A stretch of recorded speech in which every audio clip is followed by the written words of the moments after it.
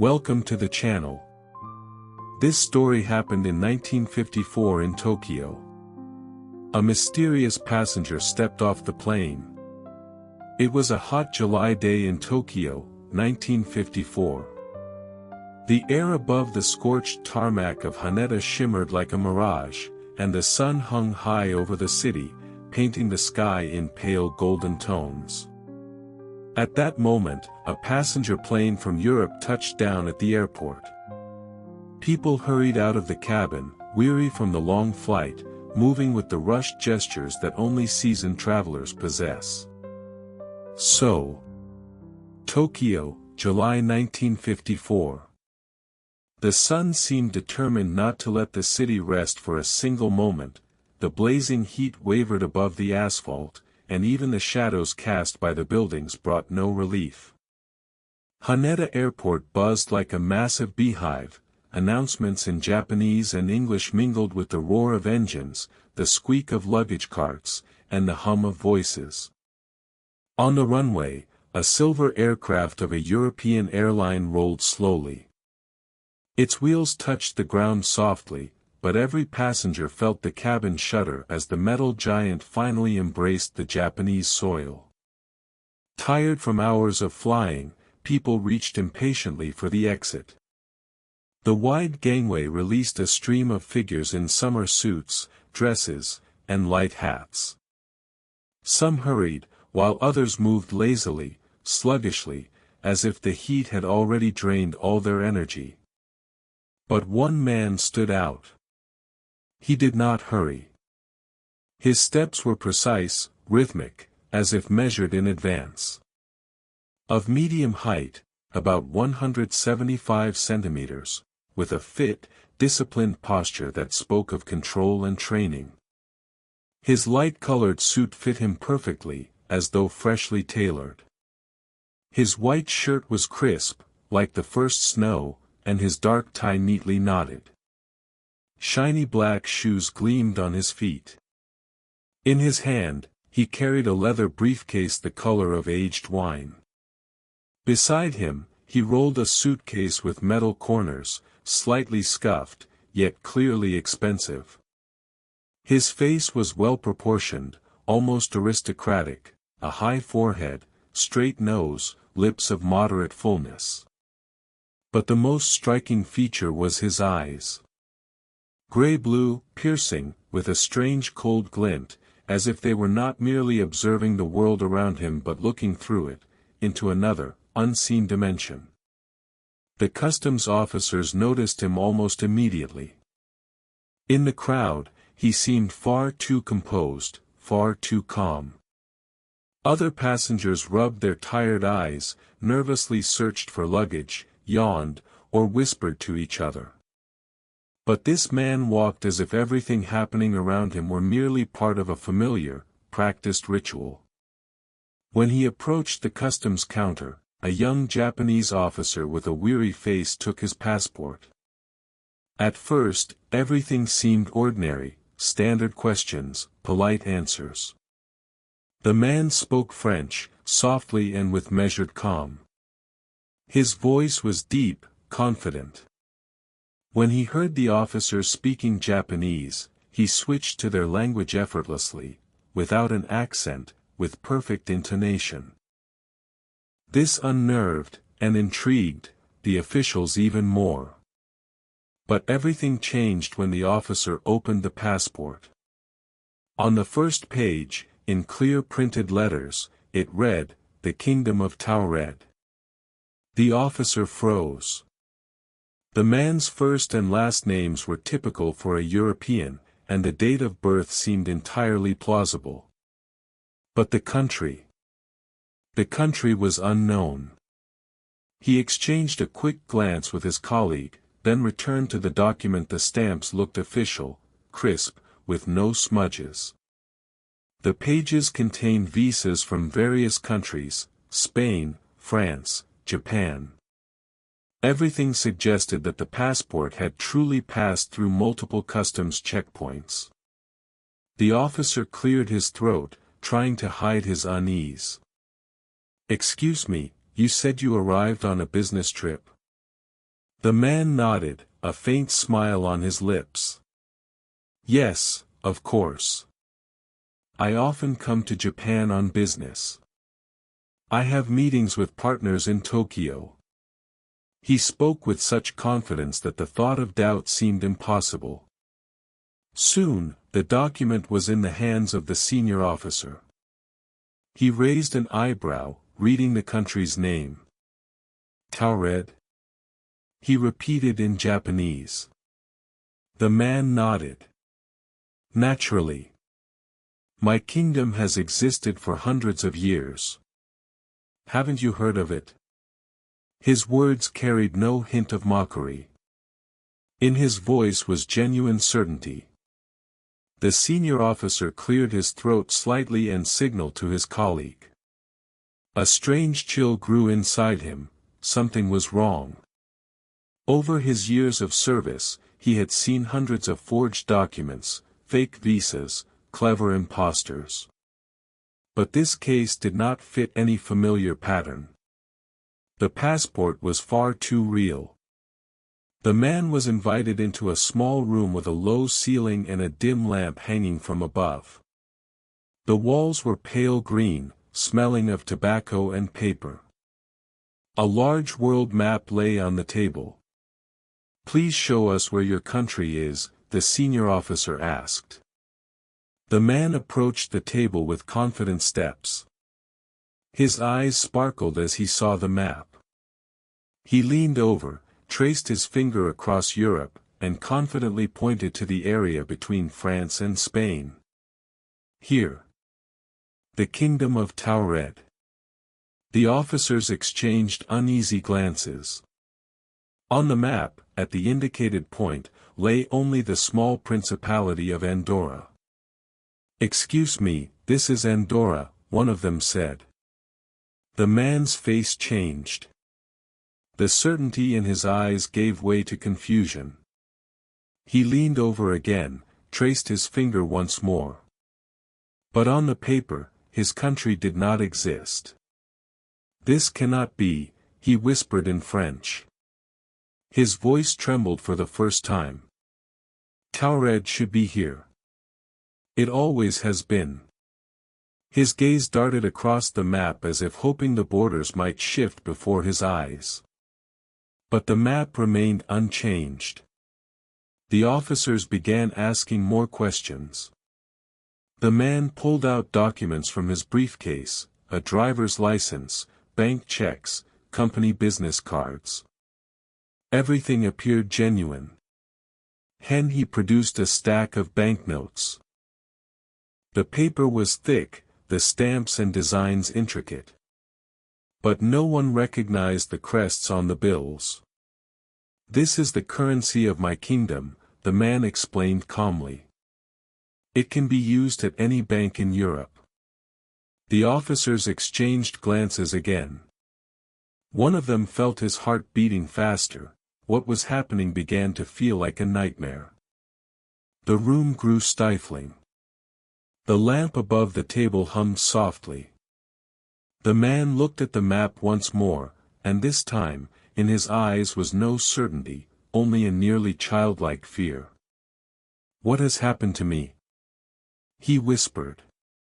Evening fell over Tokyo slowly, as if the lingering heat refused to let go of the city. In the west, the sky turned a coppery red, and the sun seemed to melt across the horizon like liquid fire. Inside the airport halls, it grew quieter. Most flights had already arrived, the crowds had thinned. But in the small interrogation room, tension still hung thick in the air. The customs officers spoke in low whispers. Some insisted it was a mistake, a strange document, a poorly executed forgery, even a very skillful one. Others shook their heads, too many coincidences, too many details that could not be explained by mere fabrication. We cannot just let him go, said the senior officer, a man with a narrow face and wrinkles around his eyes. This case is beyond normal. We must isolate him, at least until morning. Fear was evident in the decision. Not fear of the man, but of what he represented. As if his very existence questioned the familiar world. The man from Taured was calmly informed of the decision. He did not argue. He merely sighed slightly, adjusted his tie, and said in perfect Japanese, "Very well. If it is necessary." His compliance surprised the officers. There was no irritation in his voice, only fatigue. As if this had happened to him before. The hotel where he was taken was close to the airport. A tall building in post-war architectural style, strict lines, narrow windows, floors tiled in dark stone. The corridors smelled of cheap tobacco and wood polish. He was given a room on the top floor. A small space, simple furniture, a bed with white sheets, a nightstand, a wardrobe, a writing desk. The window overlooked the runway. In the distance, the lights of the beacons flickered, and clouds slowly drifted across the sky, tinted by the moonlight. The door was locked from the outside. 2 guards were stationed at the entrance. The windows were checked, metal latches held the frame securely. The man silently surveyed the room. He took off his jacket, carefully hung it on the back of the chair, and opened his briefcase. He took out a leather-bound notebook and wrote for a long time with a thin black pen. His movements were deliberate, like those of someone accustomed to recording every evening, no matter the circumstances. Occasionally, he would lift his eyes and gaze out the window. The light of the airfield reflected in his face. In those moments, there was a melancholy in his gaze, the melancholy of someone looking not just at a foreign city, but at a foreign world. The guards whispered to each other. "He's strange, doesn't look like he's lying." "Yeah. Too calm. As if none of this concerns him." One of them admitted that upon meeting him, he felt a chill in his chest, as if the air around the stranger vibrated differently. The other shrugged but avoided making eye contact. That night, the hotel was eerily quiet. The hum of cars outside faded, even the wind seemed to still. It felt as if the entire world held its breath. Around midnight, the man from Taured closed his notebook and carefully placed it in his briefcase. He removed his tie, loosened his shirt collar, and sat by the window. His eyes were fixed on the distance, where the runway lights flickered. He murmured something to himself. The words were in French, but spoken so quietly that even if someone had eavesdropped, they would have been impossible to discern. At times, he pressed his hand against the glass, as if testing its reality. A few hours before dawn, the air in the room seemed to shift. The guards later reported hearing a faint crackling, like an electric discharge running behind the walls. One smelled ozone, sharp, fresh, like after a thunderstorm. But they did not dare enter. In the morning, the door was opened. The room was empty. The bed was made, but the suitcase had vanished, and the briefcase too. No notebook or papers remained on the desk. Even the clothes he had removed were gone. It was as if the man had never been there. Only one thing was left to unsettle them, a coin on the windowsill. Small, silver, with an unfamiliar crest. The emblem depicted a 3-headed eagle and an inscription in an unknown language. The metal felt cold, almost icy, though the sun had long since warmed the room. The officers inspected everything thoroughly. The window locks were untouched. No one had opened the door during the night. There were no signs of escape. The man had disappeared. The news spread quickly through the airport corridors. Some whispered about a spy, others about a madman. But those who had handled his passport knew it was something else entirely. Some officers could not forget the stranger's gaze. There was something in it that could not be explained by words. Confidence, as if he belonged to another world. And a sorrow, as if he had accidentally found himself here and was searching for a way back. The coin was placed in a safe. The documents vanished with him. Only stories remained, like echoes, passing from mouth to mouth. Thus was born the legend of the man from Taured. The man's disappearance caused a stir. In the first hours, the police and airport security kept everything secret, fearing a scandal. But by noon, investigators from the Tokyo authorities were involved. The hotel room was sealed. The walls and furniture were examined for fingerprints. Strangely, there were fewer than expected. On the door handle, only the guard's prints. On the desk where the man had written, nothing remained except a barely noticeable scratch, as if the pen had scraped off a thin layer of varnish. On the windowsill lay the coin, the same one, but it, too, seemed alien. Its metal resisted standard analysis, too pure, too uniform. No traces of escape were found. No hidden passages, no ventilation shafts, no tampered locks. It was as if the man had simply ceased to exist. The investigators discussed possible explanations. The most logical version seemed straightforward.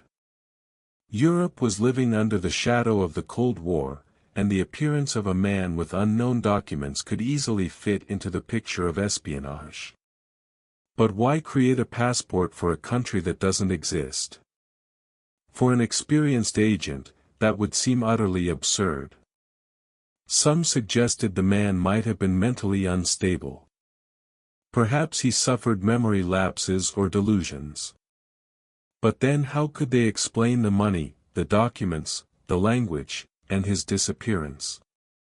This version was never officially mentioned, but it lived in whispers. People who had held the passport said the document was real. The ink, the paper, the stamps, all appeared genuine. But the country did not exist. Therefore, he could have been from another world. Among the officers, some could not forget their encounter. A young customs officer, who had seen the passport for the first time, later admitted. When he looked at me, I felt as if there was no end behind his eyes. Like staring down a corridor that stretches into infinity. Another said, he didn't look surprised, more like offended that we didn't know his country. As if we weren't real, and he alone was. Even the senior officer, a man who had seen much in his career, confessed to a colleague over a cup of sake, if he was insane, then he was the sanest of all the madmen I've ever met. The news leaked within a few days. First, in the hotel corridors. The maids whispered about the foreigner who had vanished into thin air. Then, at the marketplace near the airport. They say he disappeared right out of a locked room. Whispered a fish vendor to her neighbor. Like a ghost. No, the Americans took him, the neighbor countered. A spy, probably. But the more the rumors spread, the more mystical the story became. In teahouses along the streets of Asakusa, people were already claiming he was a messenger from a parallel world. Old women in kimonos nodded. It's possible. Worlds intersect. Sometimes a door opens for a moment. Soon, even schoolchildren knew of the man from Taured. The coin remained the most tangible evidence.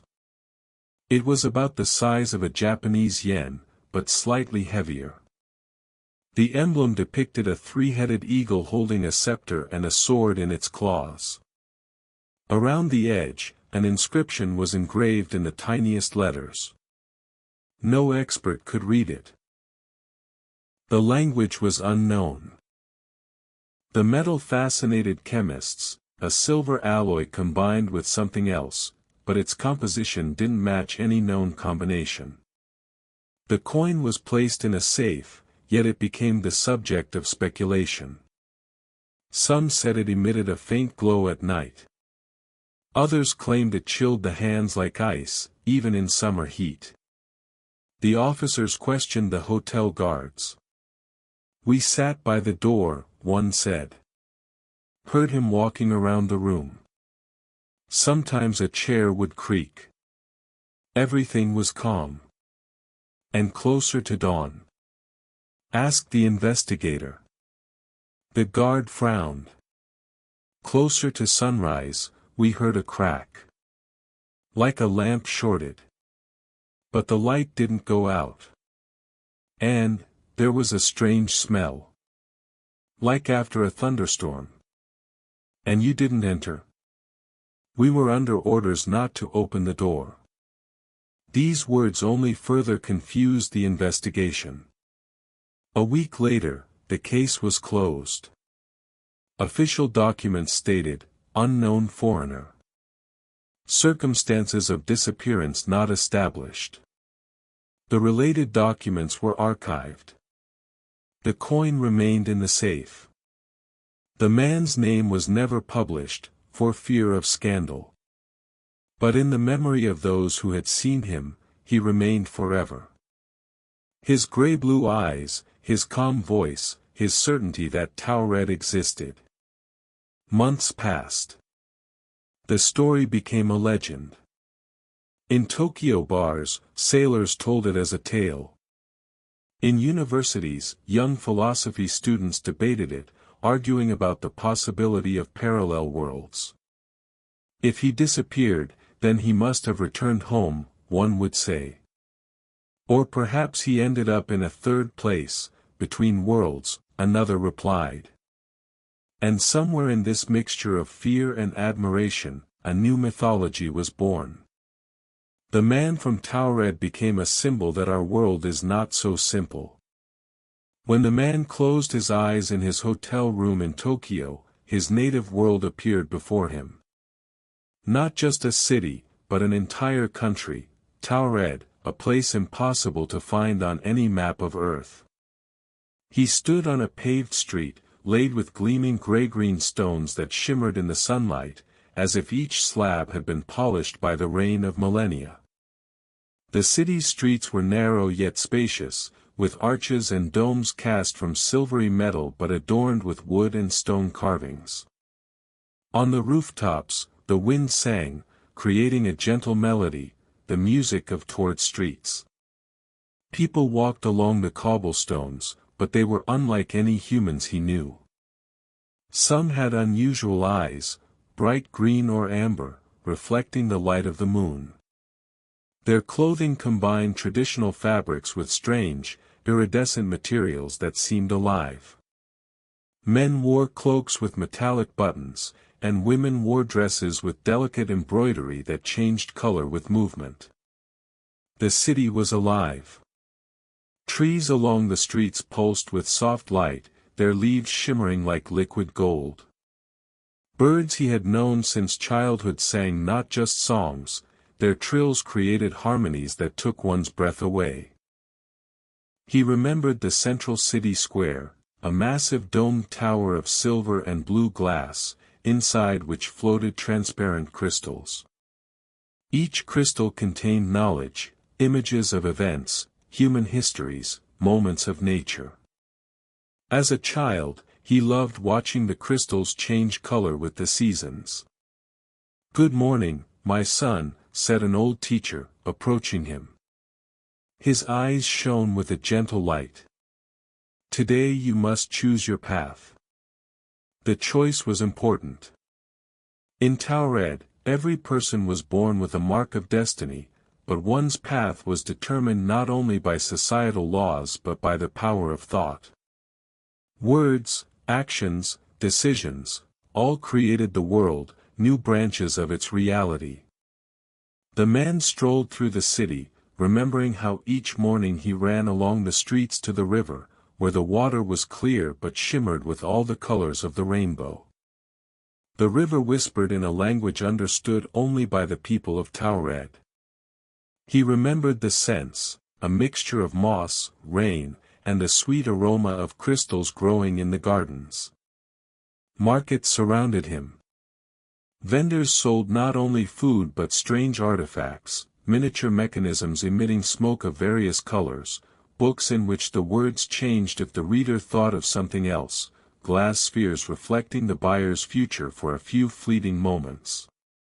He recalled the laughter of friends, who ran across rooftops, leaping from arch to arch as if it were easy and natural. In Taured, the laws of gravity were gentler, and the spirit of the city aided those who believed in themselves. And despite all the beauty, he remembered the anxiety. Every time he chose a path, he felt the fragility of reality, that it could be lost with a single mistake. And so it happened. He found himself in Tokyo, in a foreign world, but the memory of Taured remained alive. His heart ached as he recalled his home palace. A vast hall with marble columns, tall windows through which light fell, forming patterns on the floor. Behind him, he heard the whispers of advisors discussing strange events. The bridges between worlds are opening. He remembered how, as a child, he had heard the legend, that sometimes the people of Taured could cross the boundaries between worlds. But it was not easy. One had to be confident, courageous, and remember their home.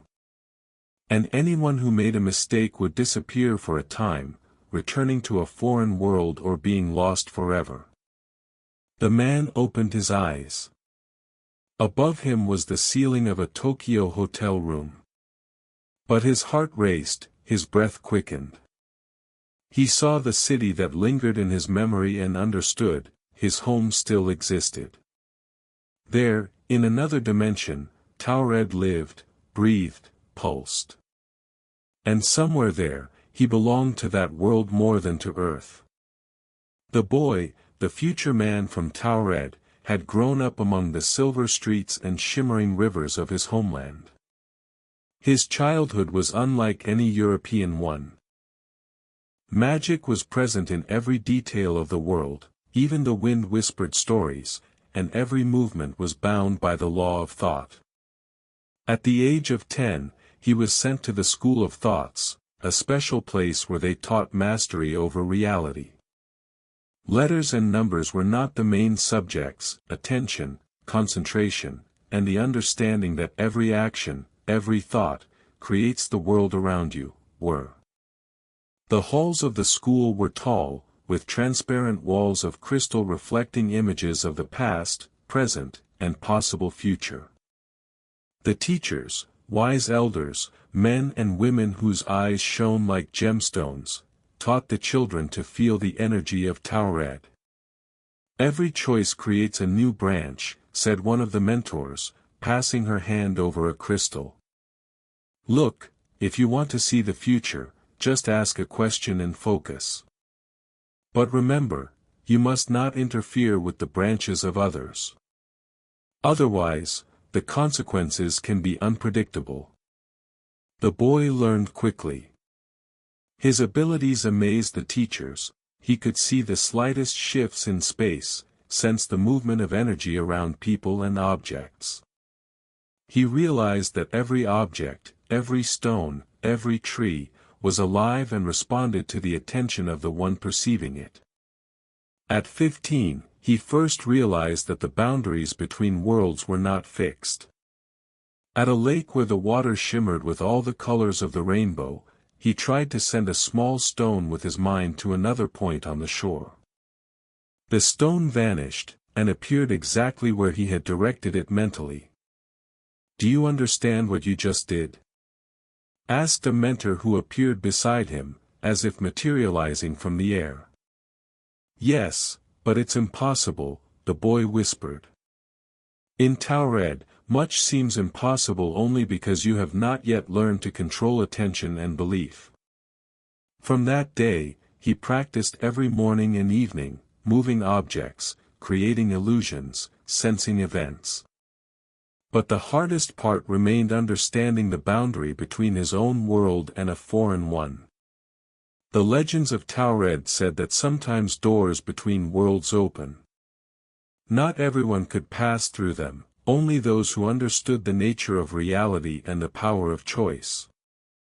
One wrong step, and you will remain in a foreign world forever, warned one of the elders. Or lose all memory of your home. The boy long tried to imagine what a foreign world meant. He saw it as a mirror, similar, yet different. People there might resemble the inhabitants of Taured, but their cities, rivers, and skies would be unlike his own. Every step there would create a new branch of his life. It was during those years that he first felt a strange pull, an inner calling, drawing him to the points where worlds intersected. Sometimes at night, sitting by a window, he would see faint shadows moving through the streets of Tokyo in the past of Taured, barely visible, yet the outlines matched his own reality precisely. By the age of 16, he began training for the real crossing. In an old tower, in the underground halls where crystals held the memory of thousands of years, the boy learned to focus, to visualize a target, and to transfer himself mentally into another world. First, only your consciousness, the mentor gestured to the crystals. Think of the world you wish to enter. See with the eyes of the heart, not the body. He closed his eyes, breathed steadily, and tried to imagine being elsewhere, not here, but there. The first attempts ended in disappointment. His body remained, and the world did not change.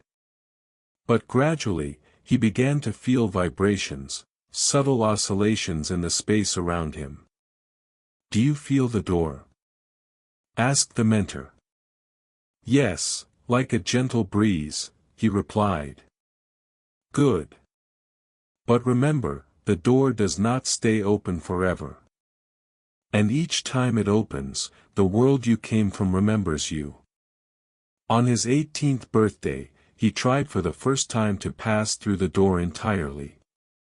Standing on the paved street, he closed his eyes and focused on the point he had seen in his dreams, the place the calling had drawn him to. In the blink of an eye, the world around him changed, the street vanished, the crystals in the tower dissolved, and he found himself among unfamiliar buildings, under a foreign sun, in a bustling city full of unknown voices.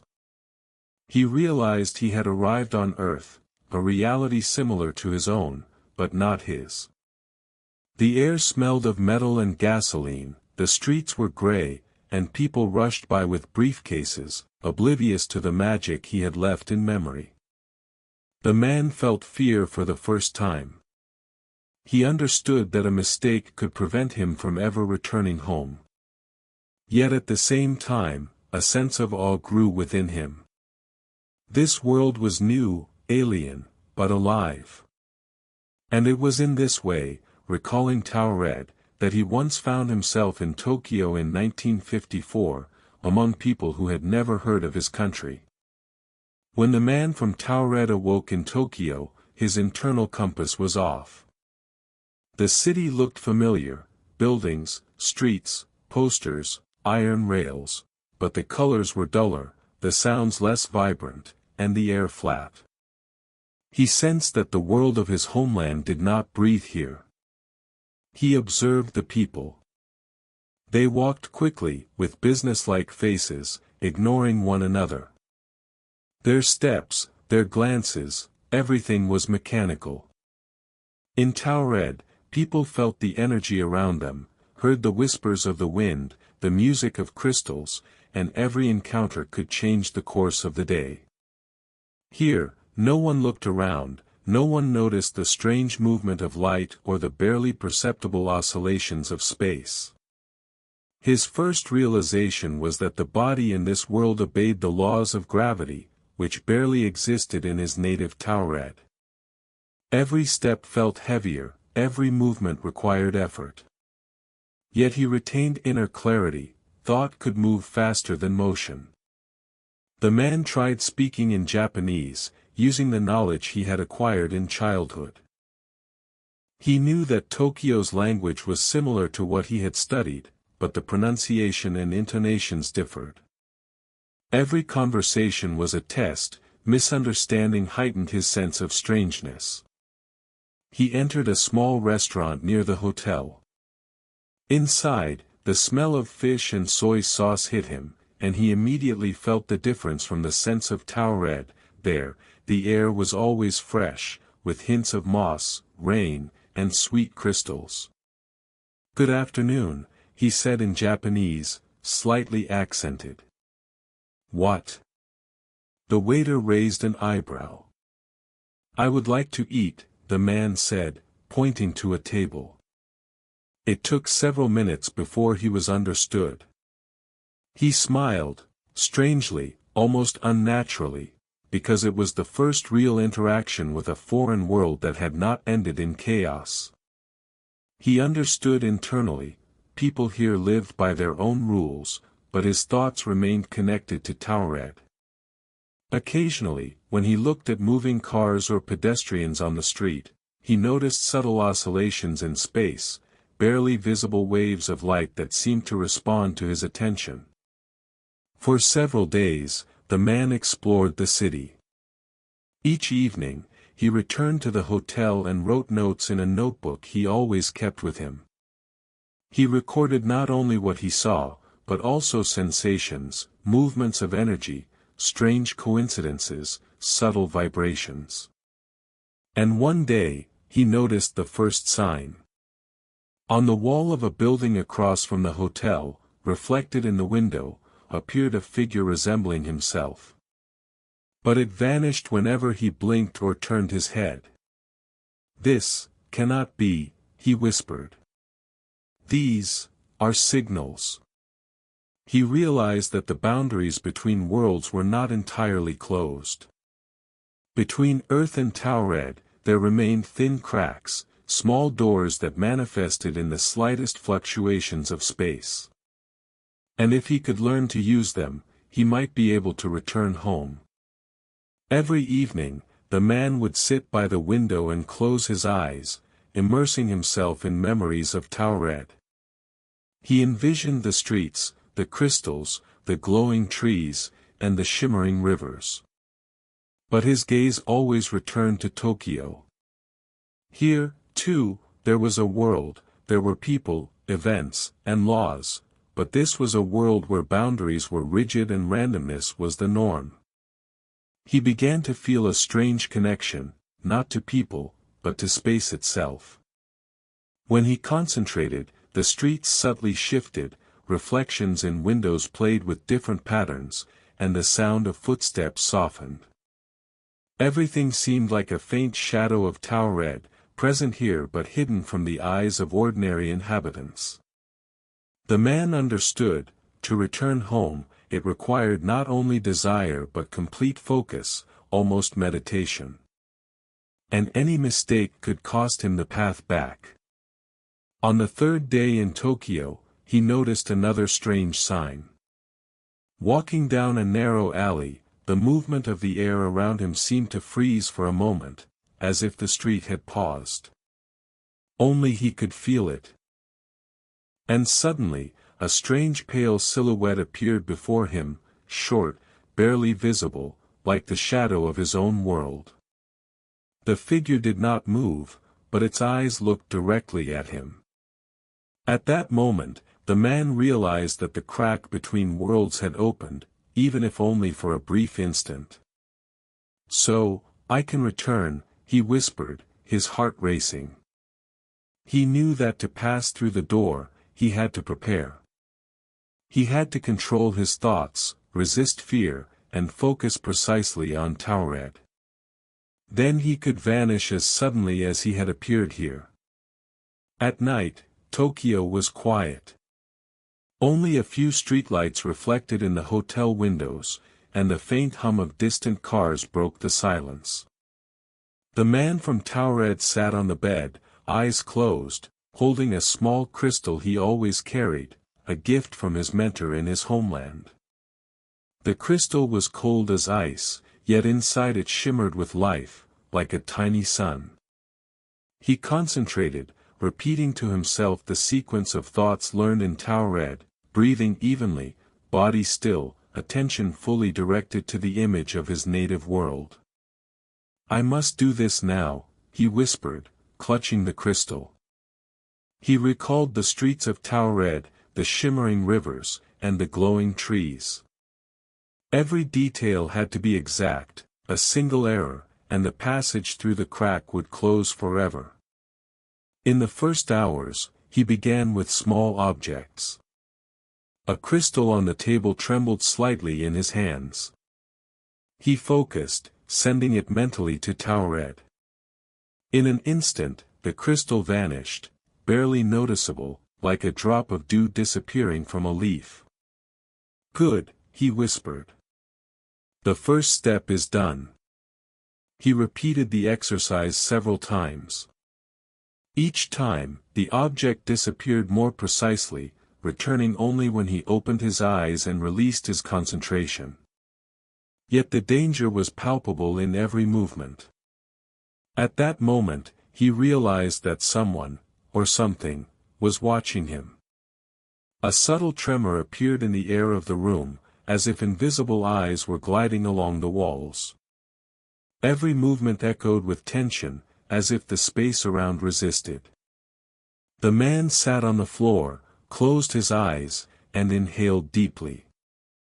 He tried to silence fear, but every thought of failure sent a cold shiver through his chest. "If I fail, if I cannot return," the thought hung like a heavy stone. He imagined Tokyo, the street with the hotel, his room. Then he mentally expanded the walls, picturing the city as a vast map, and sensed a tiny, barely noticeable crack between worlds. There, beyond this reality, Taured shimmered. The crack was narrow, almost invisible.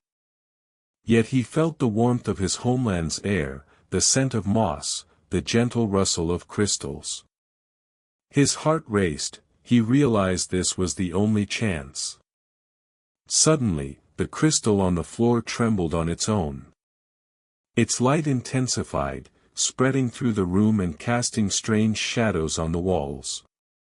The man opened his eyes and saw a reflection, not his own, but a figure resembling him, standing by the window. "This is a signal," he exhaled.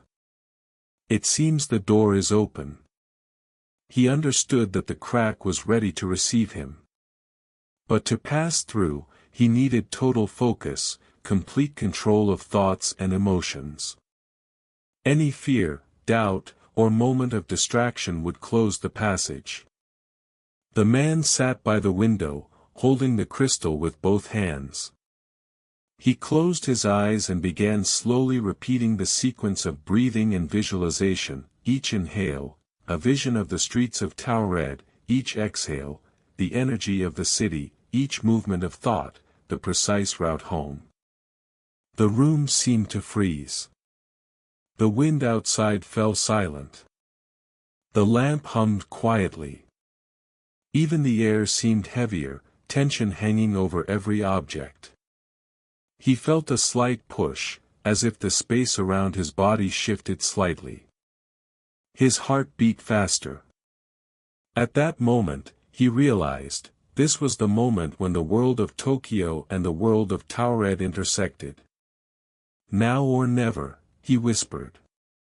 Concentration reached its limit. He mentally stepped into the crack, feeling not just the room, but all the space between worlds. A slight shiver ran through his body, the crystal flared with bright light, and then. The night in the hotel was unusually quiet.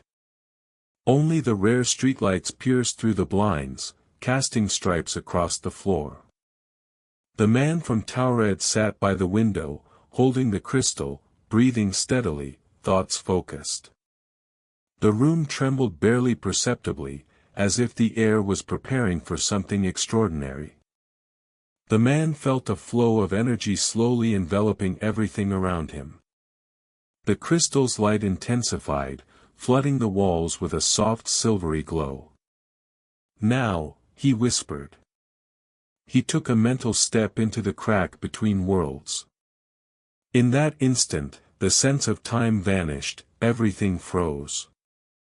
In the room, he simultaneously saw the reflection of Tokyo and flashes of his native Taured, streets, glowing trees, domes, and crystals. The slight shiver turned into a whirlwind.